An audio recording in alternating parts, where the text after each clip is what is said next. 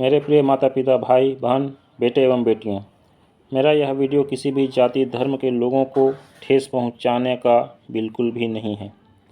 मेरे इस वीडियो बनाने का उद्देश्य सिर्फ उनके लिए है जो इस संसार की सच्चाई और सच्चे ईश्वर को जानना, खोजना और पाना चाहते हैं।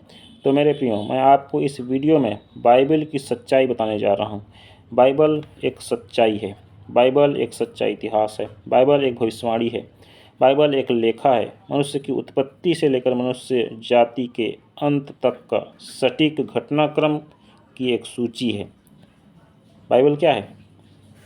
इसको मैं पवित्र शास्त्र, इंजील अर्थात बाइबल के विभिन्न आयतों से पढ़कर बताऊंगा कि बाइबल कैसे परमेश्वर के विभिन्न नबियों के द्वारा और परमेश्वर के अर्थात यहोवा परमेश्वर के वचन अर्थात ईसा मसीह के जन्म के बाद उसके चुने गए चेलों और प्रेरितों के द्वारा कैसे लिखा गया। आइए हम वचनों के द्वारा से समझेंगे। तो हम देखते हैं वचनों के द्वारा कि नूह से पहले की सृष्टि के बारे में पुराने नियम अर्थात इंजील अर्थात बाइबल में लिखा है। यहाँ पर उत्पत्ति नाम का जो किताब है बाइबल में, उसके 6वें अध्याय के 11वें पद में ऐसा लिखा हुआ है, उस समय पृथ्वी परमेश्वर की दृष्टि में बिगड़ गई थी और उपद्रव से भर गई थी। वहीं पर 12वें पद में भी हम देख सकते हैं, परमेश्वर ने पृथ्वी पर जो दृष्टि की तो क्या देखा कि वह बिगड़ी हुई है, क्योंकि सब प्राणियों ने पृथ्वी पर अपनी अपनी चाल चलन बिगाड़ ली थी, जैसे वर्तमान समय में बिगड़ गई है। सब परमेश्वर की इच्छा के विरोध में चल रहे हैं। तो ये बातें यह परमेश्वर ने लिखित रूप में मूसा नबी के द्वारा लिखवाना शुरू किया। यह परमेश्वर ने आदम और हवा से लेकर नूह तक के समय को बाइबल में उत्पत्ति नाम के किताब के रूप में लिखवाया। फिर परमेश्वर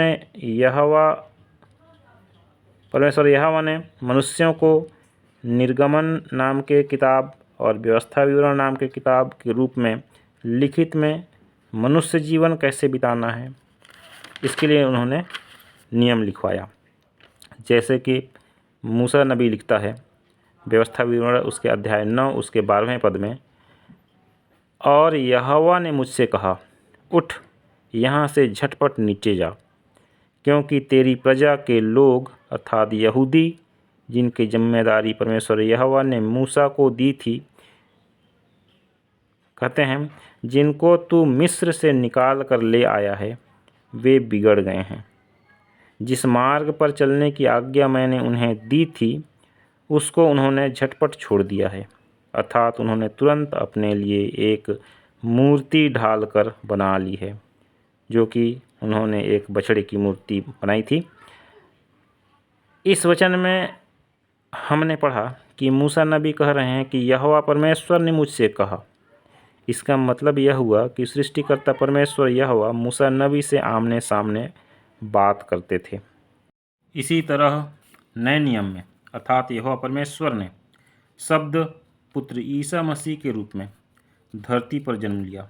वो भी एक कुंवारी से जन्म लेना ही अपने आप में इस धरती पर एक बड़ा कार्य है, एक बड़ा चमत्कार है। ईसा मसीह के चेले जो उनके साथ दिन रात रहा करते थे, जो कुछ यीशु ने धरती में रहकर काम किया चमत्कार के रूप में, और उन्हें जो मानवता की शिक्षा दी उसी को चेलों ने नए नियम के रूप में बाइबल अर्थात तोरा अर्थात इंजील अर्थात धर्मशास्त्र अर्थात पवित्र शास्त्र अर्थात मनुष्यों को पाप गुनाह अपराध से दूर शुद्ध बने रहने के लिए परमेश्वर सृष्टिकर्ता के नियम जो मनुष्यों को इस धरती पर जीने और मृत्यु के पश्चात अपने सृष्टिकर्ता परमात्मा से पुनः मिलने में सहायक है। इसीलिए तीमुथियुस, जो कि यीशु नासरी का प्रेरित था, चेला था, उसका अनुयायी था, उसने अपने किताब में 3 अध्याय में 16 पद में लिखते हैं, 2 तीमुथी नाम की किताब में, वहाँ पर लिखते हैं, हर एक पवित्र शास्त्र परमेश्वर की प्रेरणा से रचा अर्थात लिखा गया है और उपदेश और समझाने और सुधारने और धर्म की शिक्षा के लिए लाभदायक है। तो प्रभु में मेरे प्रिय माता पिता, भाई बहन, बेटे बेटियों, इस धरती पर हर एक मनुष्य को अपने उद्धार, मोक्ष, निर्वाण, जन्नत प्राप्ति के लिए पवित्र शास्त्र बाइबल पढ़ना बहुत ज़रूरी है। तो यदि यह जानकारी आपको अच्छी लगी हो, जो कि मैंने पवित्र शास्त्र के माध्यम से दिया है, आप इस वीडियो को लाइक करें, सब्सक्राइब करें और अपने परिचितों को शेयर भी करें। यह परमेश्वर आप सबकी सहायता करें, दया करें, यीशु नाम में, आमीन।